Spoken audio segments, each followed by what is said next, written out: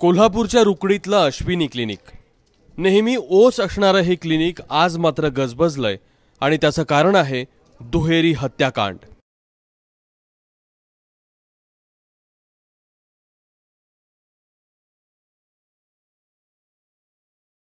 Doctor Uddhav Kulkarni आणि doctor Pragya Kulkarni गेल्या 40 वर्षांपासून इथं रुग्णसेवा करायचे।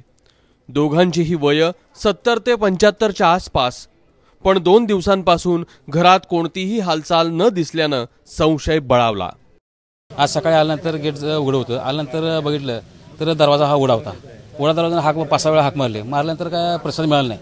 त्यानंतर लाईटी चालू आहे, बेडरूम दरवाजावर दिसतोय उघडा आणि आतमध्ये प्रवेश केल्यानंतर आढळून आलं की तिजोरी ओपन दिसली, तिजोरीचं साहित्य जे आहे ते विस्कळीत पडलेलं दिसलं। त्यानंतर आम्ही धाडसानं आत गेलो तर बघतो तर डॉक्टर उद्धव दत्तात्रय कुलकर्णी आणि डॉक्टर मॅडम कुलकर्णी, प्रज्ञा कुलकर्णी ह्या रक्ताच्या थारोळ्यामध्ये मयत अवस्थेत आम्हाला दिसल्या।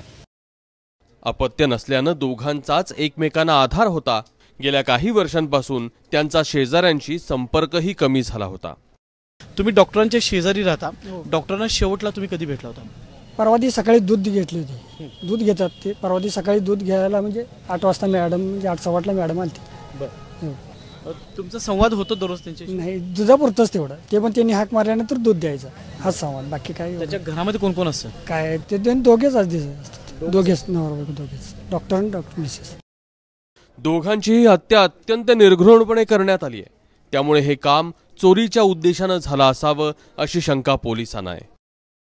एकूणच सर्व म्हणजे खरोखरच त्यांच्याकडे काय दागिने वस्तू होत्या, काय लुटारूंनी नेलेले आहेत किंवा अन्य त्यांच्या कौटुंबिक बाबीवर जवळचे नातेवाईक आल्यानंतर प्रकाश पडू शकेल आणि त्याच्यानंतर आपल्याला हा हेतू निष्पन्न होऊ शकेल।